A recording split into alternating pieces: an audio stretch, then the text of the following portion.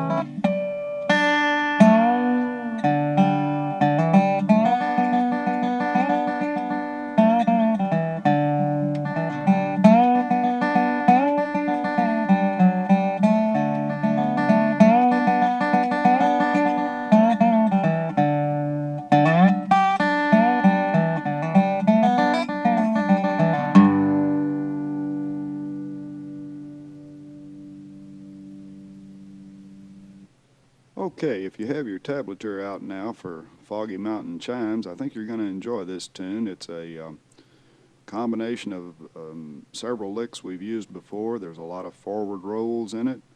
We'll use some simple chimes at the 7th fret, and it's just a real fun tune. Nearly every song we've done so far starts off with line 1, and this one is no exception. The first little lick there is a familiar lick. We've heard it before. We've done it before. It starts off on the 2nd fret at the 4th string, and it's this little simple lick. Then we go into a couple of forward slides from 2 to 4 on the 3rd string. Then that little roll there. Then 2 slides from 5 to 7 on the 3rd string, followed by another little forward roll. So that first line would sound like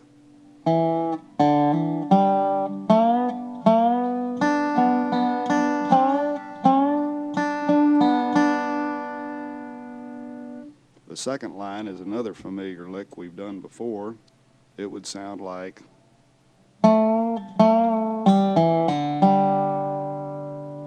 once again.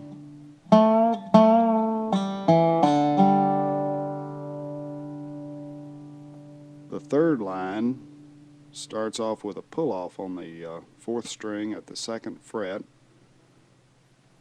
and then we slide from 2 to 4 on the 3rd string. Then we do that forward roll again. Then 4 to 7 on the 3rd string. Again, that forward roll. Then we do that little lick down there. It's 2 to 3 to 2 on the 3rd string. pick it open and then catch the 4th string at the 4th fret, so that the entire 3rd line would sound like.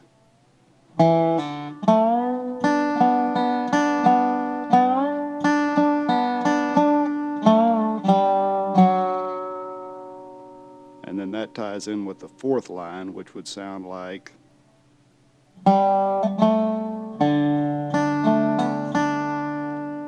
I'll do that 4th line again.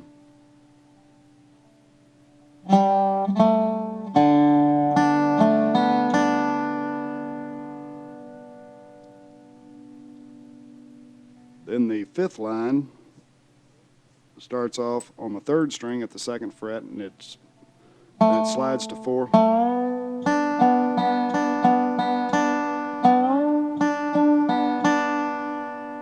Once again, the 5th line.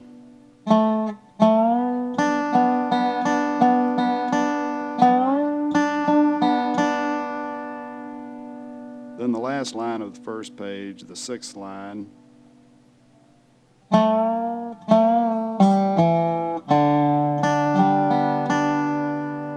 And that sets us up for that lick that we've done before, starting at page 2. On the 1st line, it would start off and it goes.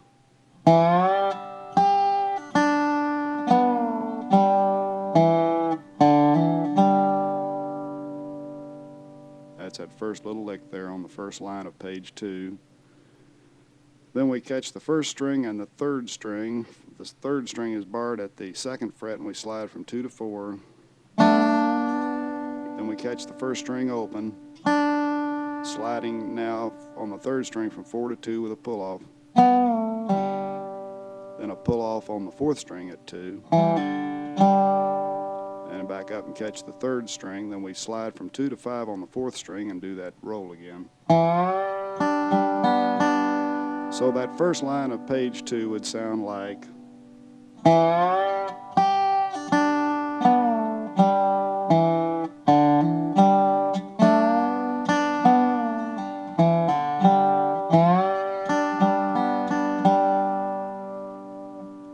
Now the second line of page 2 would start off that little, sort of like where the banjo does his tuners and twists those. We go.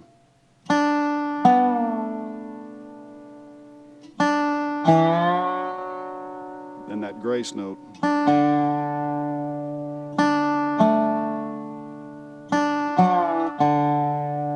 The second line of page 2 again.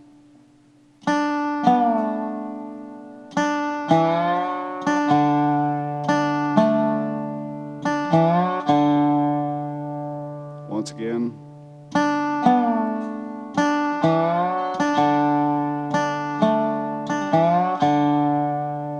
Now we go up on the third line of page 2 and we rake across, lay our little finger across the 7th fret and just brush our thumb across. Sorry. And we pick the 2nd and 3rd strings. So that would sound like sliding from 4 to 2 on the 3rd string. Once again. Then a grace note on the 2nd fret,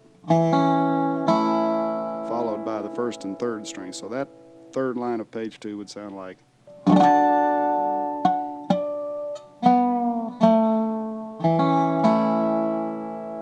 Then the 4th line would sound like.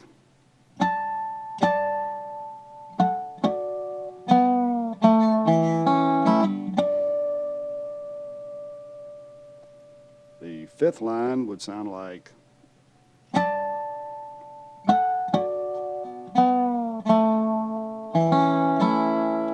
Then we go back and play the line above, which is the 4th line, and it would sound like once again.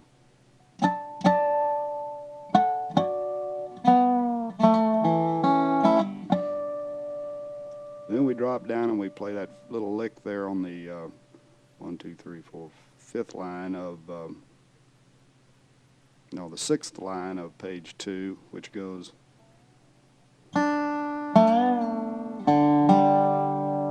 Once again. Then And that leads us right into the start of the song again, and we play it all the way through down to the second line of page 2, which once again goes.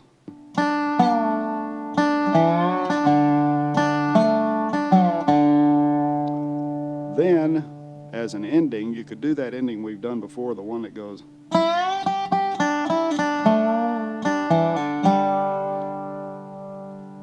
And then the banjo could do something. And then the final ending down there, Josh didn't do it on this tape, but he did on some of his recordings. He also used it on Earl's breakdown on that on our previous tape, which I just referred you to this one.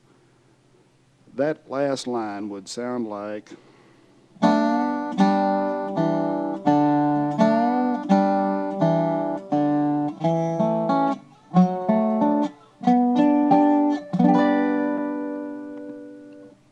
Once again, more slowly.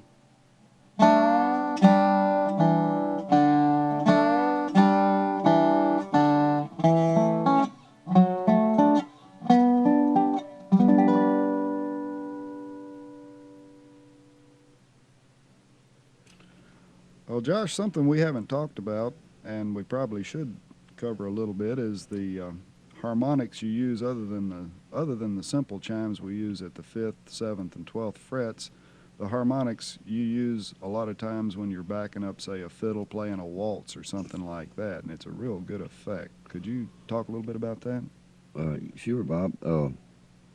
Now, like with your open strings in a, say, a G tuning, for instance, you would play it like on the 12th fret with your little finger down, like,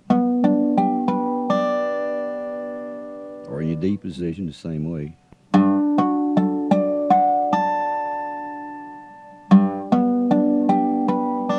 Back to your 12th fret. Now you can do a chime, what I call a chime, you call it a little different, but call it harmonics. Mm-hmm.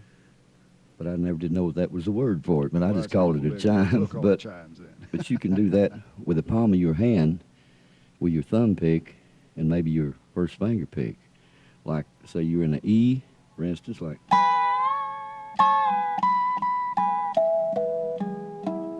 You can do that with the palm of your right side of the palm of your hand. Just lightly resting pick. on the string. Mm-hmm. Like with a B. Along with your slants, Mm-hmm. Forward slant.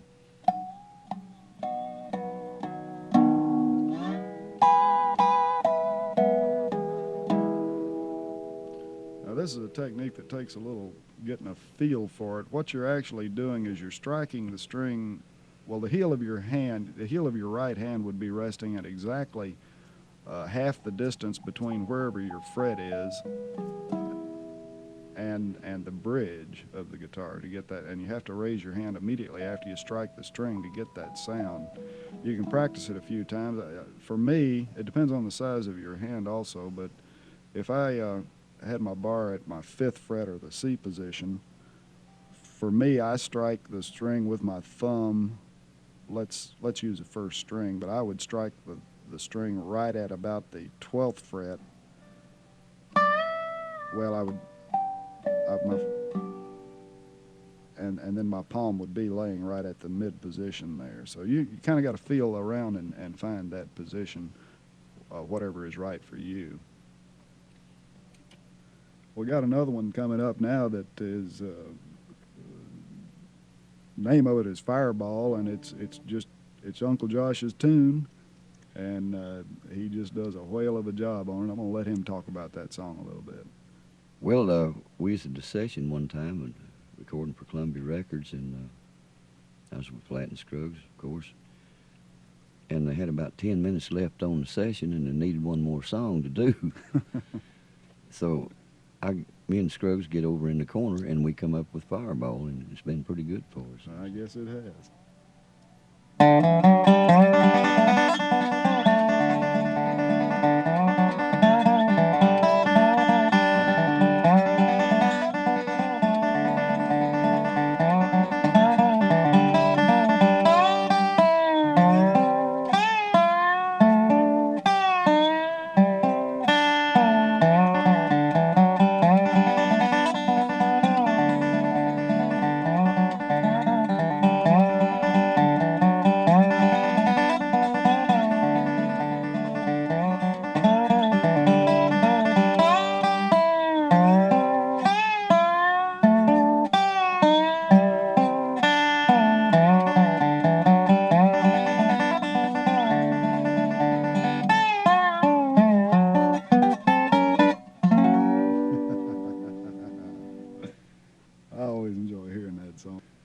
Can you play that one now for us slowly, and we'll get into the tab on that one.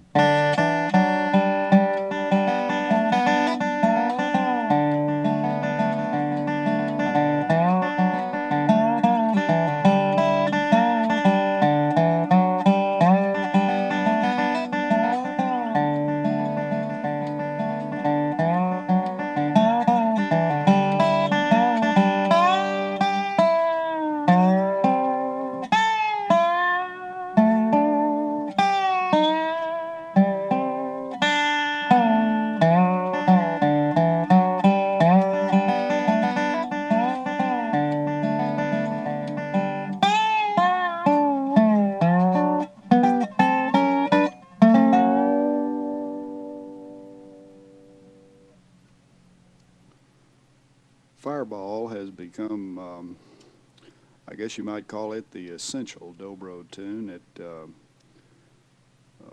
has become so popular that it is very much like Rawhide is for the mandolin, or the Orange Blossom Special is for the fiddle. It's one of those, anytime you pull out your Dobro, somebody's going to want to hear Fireball. So taking a look at the tablature now, once again, Fireball is played in the key of G. And the first line starts off with a little walk-up on the 4th string, going from the open position to the 2nd position, or the 2nd fret to the 4th fret, while we play the 1st string open, and that would sound like. And here we're going to go into picking the 3rd string open and sliding from 2 to 5 on the 4th string. Then we do that sort of a pick the 1st string and then do a forward roll. And then we go into a lick that we've done a similar version of. This time we're just going to leave the bar at the 2nd string, or the 3rd string at the 2nd fret, and do a forward roll on the 3rd, 2nd, and 1st strings. And as soon as we hit that 1st string, we do a hammer on at 2, followed by a pull off. Once again. Then a backward roll, catching the 2nd string open. And as we catch the 3rd string with our thumb, we slide from 2 to 4. Then we go up and catch the 3rd string at the 5th fret. Then we catch the 4th string open. So that that first line would sound like.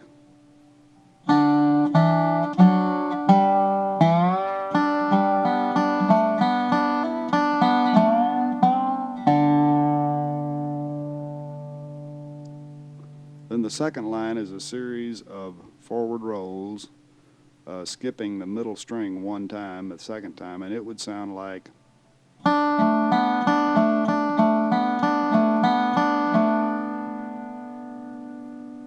Once again.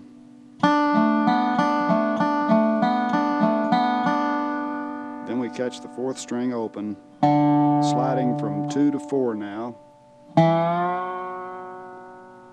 Catching the 1st string open, then doing a very quick roll on the 4th string, the 2nd and 1st strings, with the 4th string covered at the 2nd fret. And that would sound like going from the slide there. So the second line would sound like.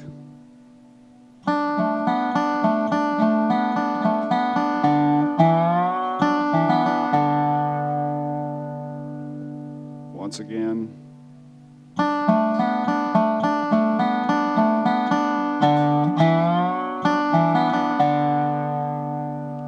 Then the 3rd line we've done something similar to. Slides from 2 to 3 on the 3rd string. Then we do it 2 to 3 to 2, followed by a pull off. Then the 4th string, pull off from 2. Then we play the 3rd string open. Go up and catch the 1st string at the 2nd fret, then open, then we do a 2-3-2 at the 3rd string, then play it open, the 3rd string, then slide from 2 to 5 on the 4th string, so that that 3rd line would sound like.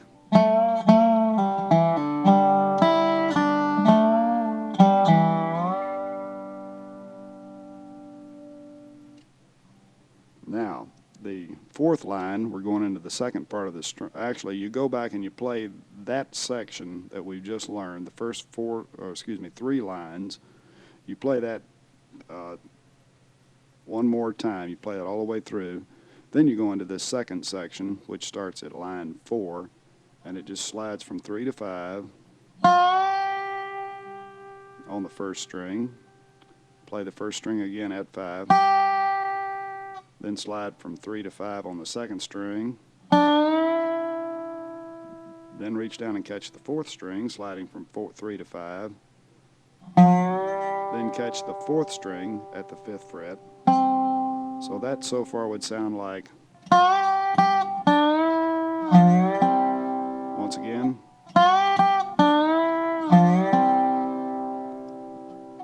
then we go up to the 7th fret and slide from 7 to 5 on the first string. Then the second string we slide from 5 to 7. Then we play the 4th and 3rd strings on the 7th fret. Then we drop back down to the 5th fret and slide from 5 to 3 on the first string. Then from 3 to 5 on the second string. Then the 4th string and the 3rd string at the 5th fret. So that first line, or that fourth line, would sound like.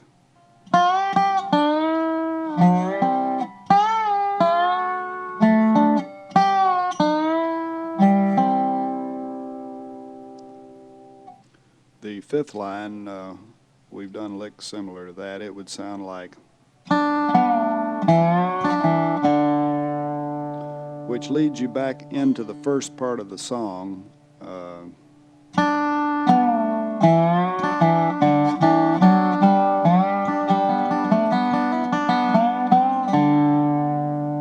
And you start the song over again, and you play the first section all the way through, the first 3 lines.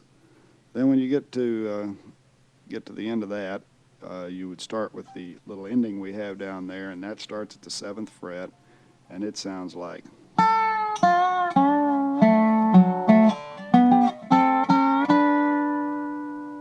Once again.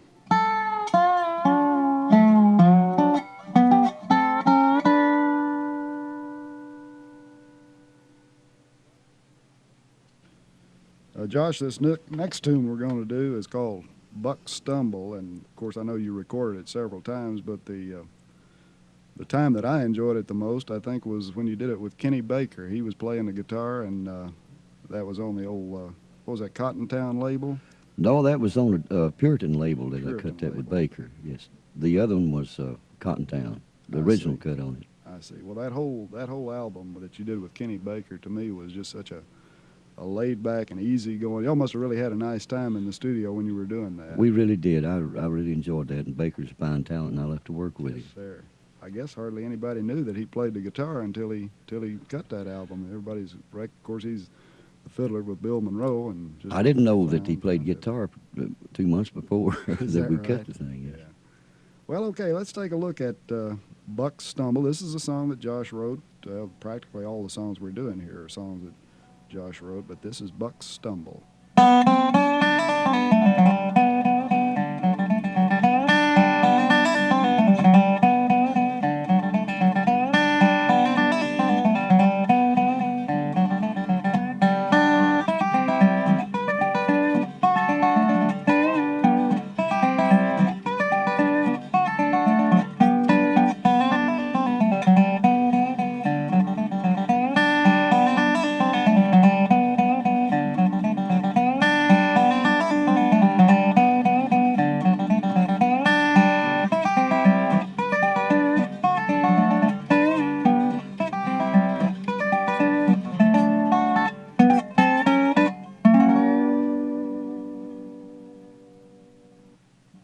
Okay, Josh, now if you could slow that down for us a little bit and play it one time.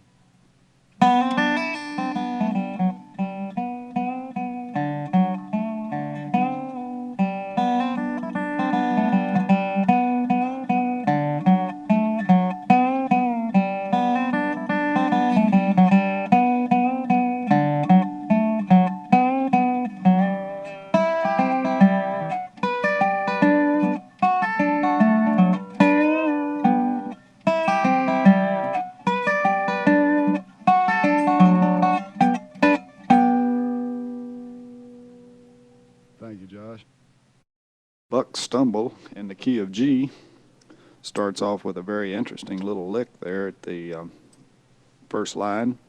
Starts off, we're going to pick the second string open and hammer on at 1 or at the first fret. Kind of getting 2 notes for the price of 1 there. Then we pick the first string open with a hammer on at 2 and a pull off. Then we pick the second string at the first fret with a pull off. Then we pick the third string at the second fret with a pull off. So that first little lick sounds like. Once again.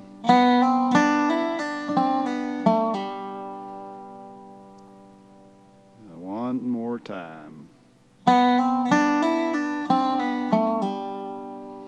You'll probably find lots of applications for that little lick. But continuing on, then we pick the fourth string at the fourth fret.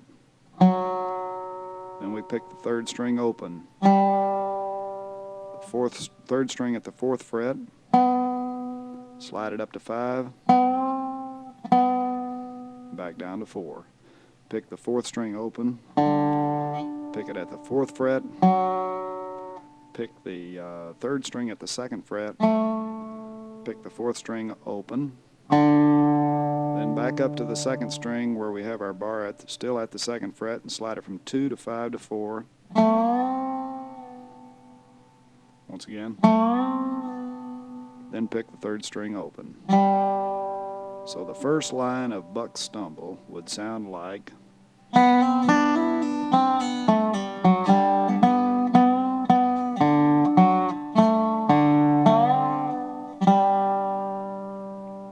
Once again.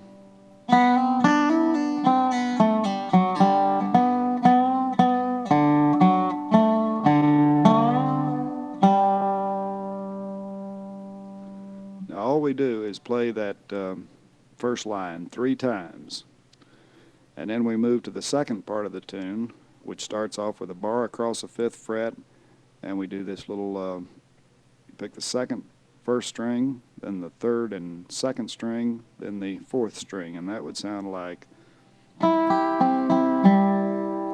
Then simply brush across the strings at the 5th fret. And that's kind of a chop there. Once again. Then we move up to the 12th fret and do exactly the same lick.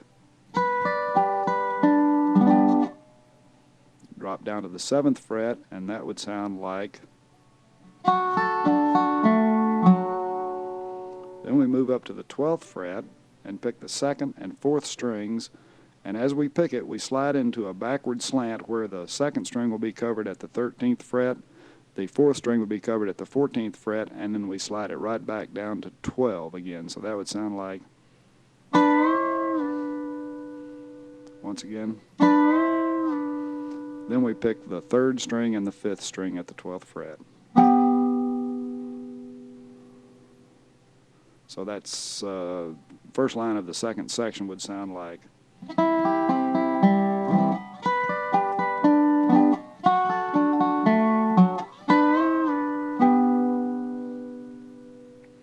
And the last line starts again at the 5th fret, and it's the same thing we've done before.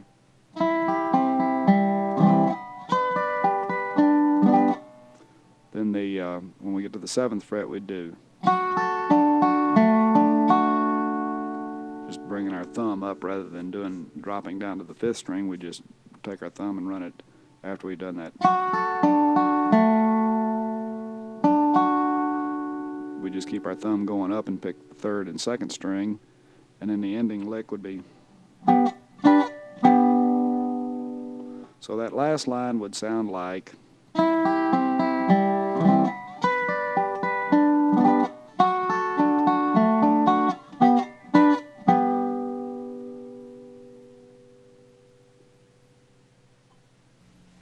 Josh, another one we want to look at here, and we're going to do some work on your backup licks with. Also, we're going to have you take a break on. It's one you did with Earl, Shucking the Corn.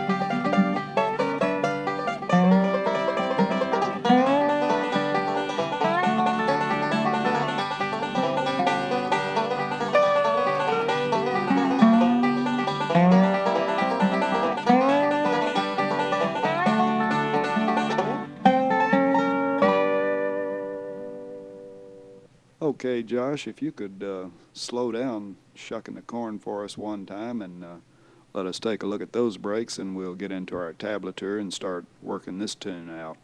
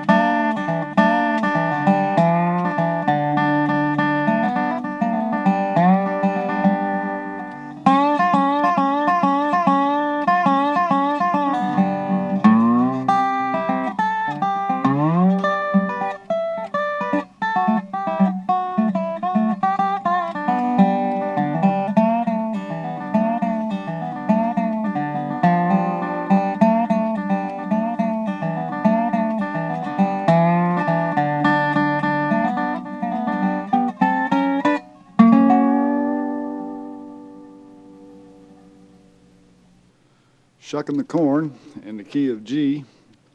First line starts off and it sounds like.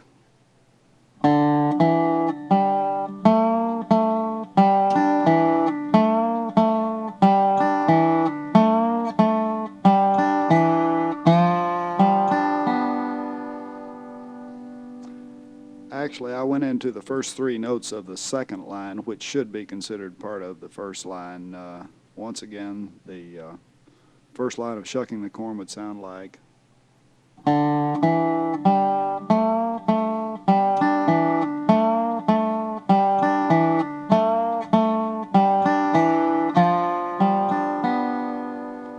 That ends with that little short half roll there.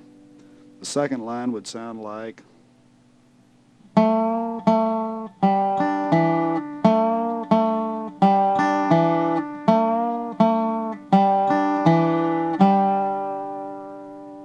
Once again, the second line.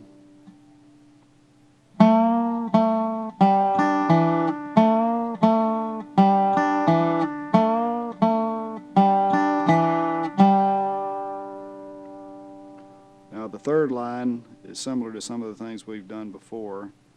It starts out with a slide on the fourth string from 2 to 3.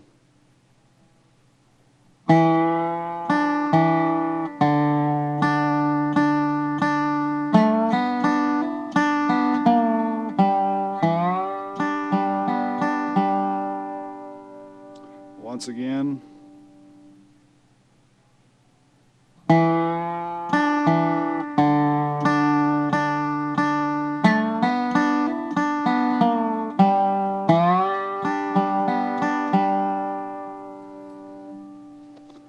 The fourth line sounds like.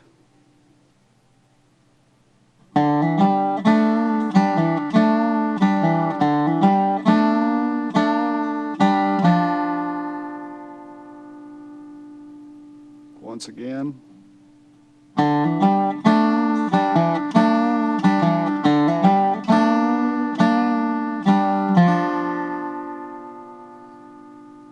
The fifth line would sound like.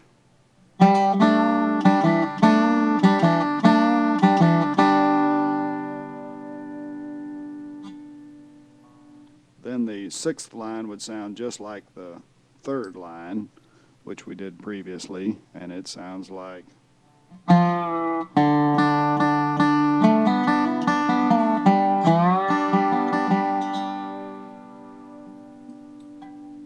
The seventh line, all we're doing is we're sliding on the second string from fret 2 to fret 3, and then catching the first string at our at the third fret, and it would sound like.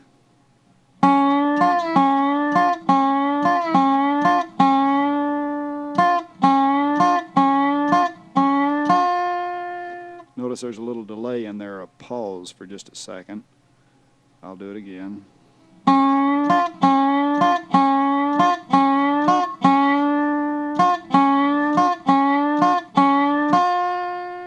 Then that final lick on the seventh line we pick we have the bar laying on the 3rd fret all the way across, or almost all the way across, sort of the tail of the bar is lifted slightly, but we pick the 1st string at the 3rd fret, then we pull off, and we continue that pull off all the way down the 3rd fret.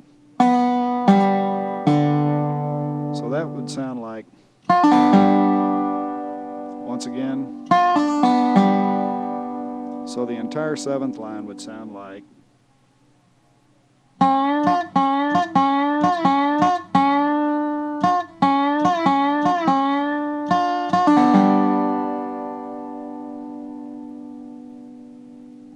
Then we would go to the 8th line, which would sound like.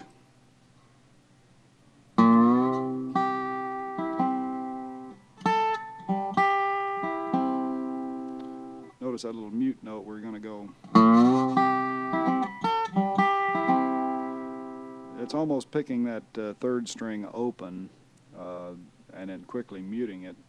So anyway, the 8th line would sound like.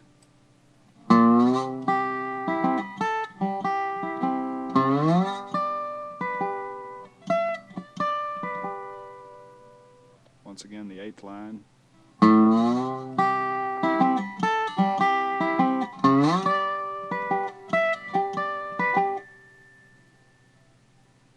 The 9th line.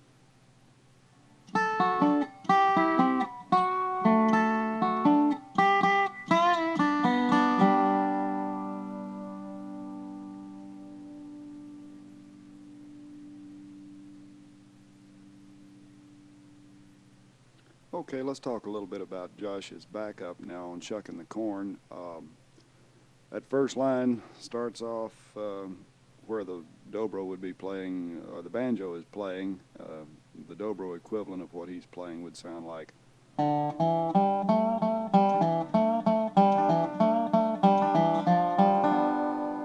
That's that first line with those first 3 notes of what I have the 2nd line down there.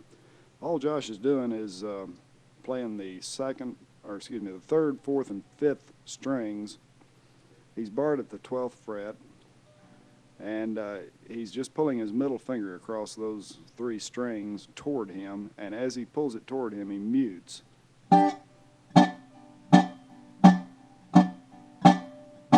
And it gives it sort of that percussive sound. So while the banjo is taking that lead, he's just kind of playing chops similar to a mandolin chop. You can use your middle finger, or you could use your index finger, or you could use both fingers if you'd like, but it's just a little percussive chop sort of a lick, and we'll show you what that sounds like now with the banjo on that first line.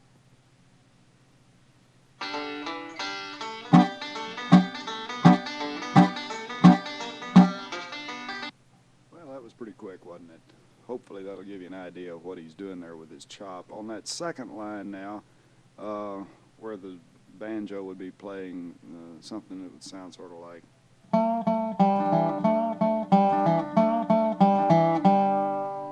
Actually, that part of the song goes to a C for a short time and then back up to the G. And what he does, he reaches down and he plays the 2nd and the 4th strings at the 4th fret once. Then he just slides up to 5. He plays it again and slides it up to 5, back down to 4, and back up to 5 again. That would sound like. And then when the song moves back to the G, he just slides from 10 to 12, back to 10 and back up to 12 on the 2nd and 4th strings, and that would sound like. So about all you're doing is just kind of loosely following along in the chord pattern there and just getting a little slide effect from your dobro. It would go.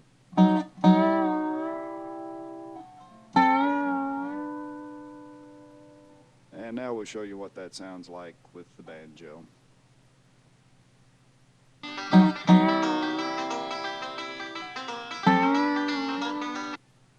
It probably doesn't bear mentioning, but I'll mention it anyway.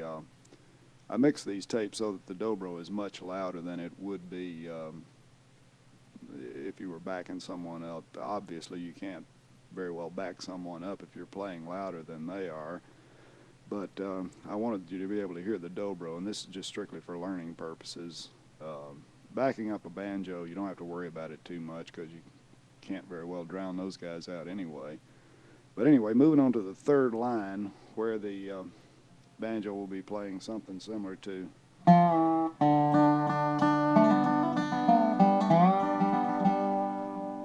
that's that third line. It moves up to the the line starts off in D chord, which is at your 7th fret, and Josh just picks the 2nd and 4th strings and then moves, just does a little forward roll on 3, 2, and 1, and then he moves up to the 10th fret and he slides from 10 to 12 on the 4th string. Then he catches that 2nd string. And that's just about all he's doing on that line. The rest of that little lick that you're seeing there, that part that goes, really carries over into the next line of the song. So it just about ends at the time he slides from 10 to 12 and then catches that 2nd string.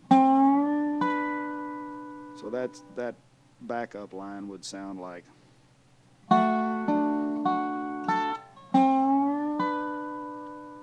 And now I'll show you what that would sound like with the banjo playing the lead.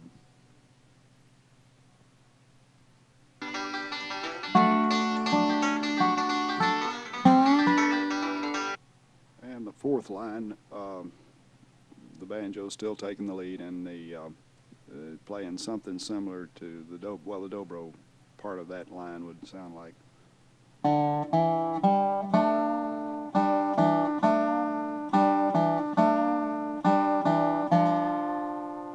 Something like that.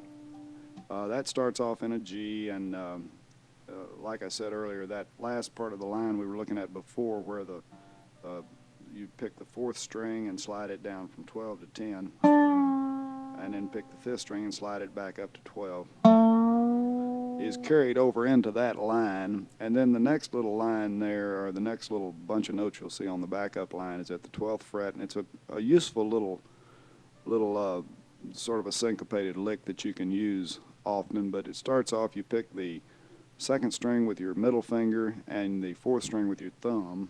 Then you pick the 3rd string with your index finger, the 1st string with your middle finger, then catch the 6th string with your thumb, and then catch the 3rd string with your index finger, and the 4th or the 2nd string with your middle finger. So that would sound like, slowly it would sound like.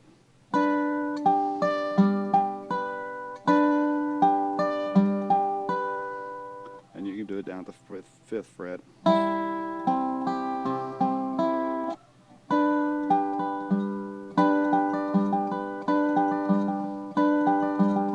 At any rate, you might want to try that a few times. And the line ends up with just a slide from 12 to 10 when it starts changing. So we would say that line sounds like.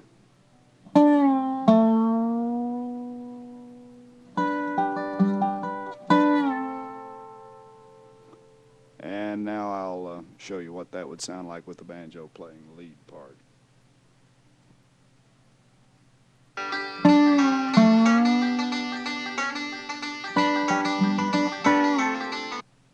And that gets us down to line 5. And line 5, at least as far as the dobro is concerned, would sound like. And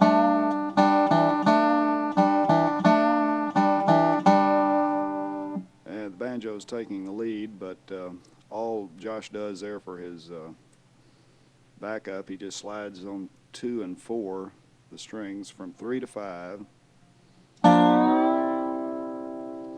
Then he goes up to the 12th fret and plays 2 and 4 again. And then does a little forward roll with this. He just used his thumb this time. So that backup would sound like.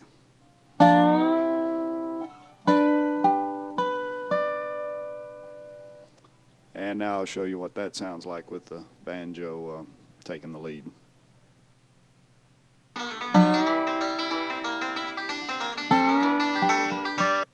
That gets us down to line 6, which is the same as line 3, and the dobro equivalent of line 3 would sound like.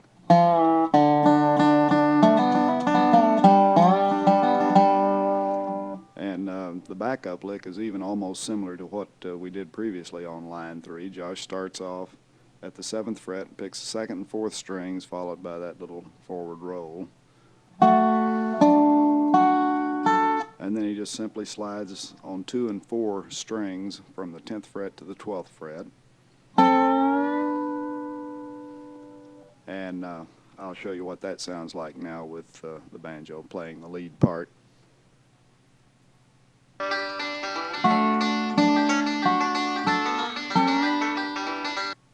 And now we're down to the 7th line where Josh goes into that bluesy sort of a lick, that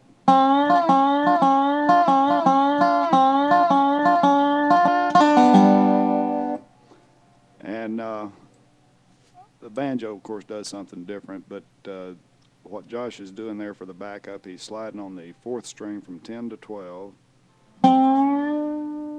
picking the 2nd string with that 12, then taking that 4th string and sliding it from 12 to 10, picking the 5th string at 10 and sliding it to 12, and then picking the 3rd string at 12, which we've done before, and that lick sounds like.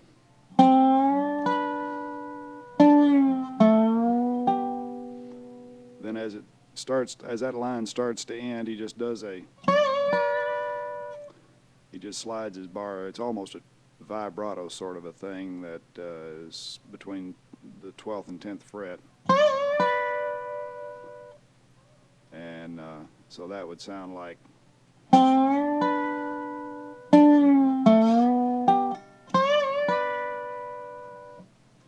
And with the banjo.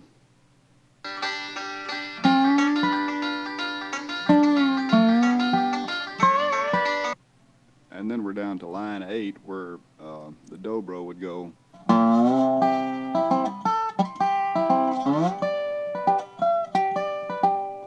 And while the banjo is taking that lead line, Josh simply slides on the 1st string from the 7th fret down to the 5th fret and does the rest of a backward roll, which would sound like. Then the next little lick is just on the 2nd and 1st strings, and picks that with the middle and thumb, and he just slides from 10 to 12. So that would sound like.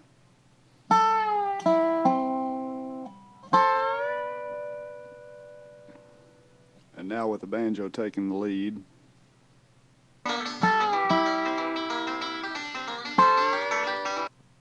And then the ending of the song, which on the dobro would sound like.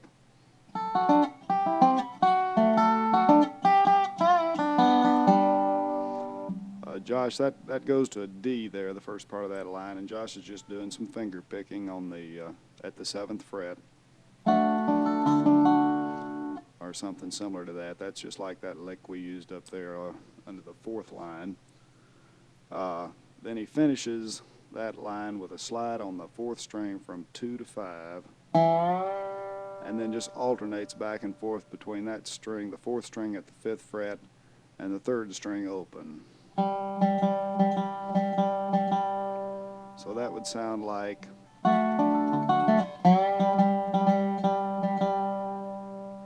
And with the banjo, that would sound like.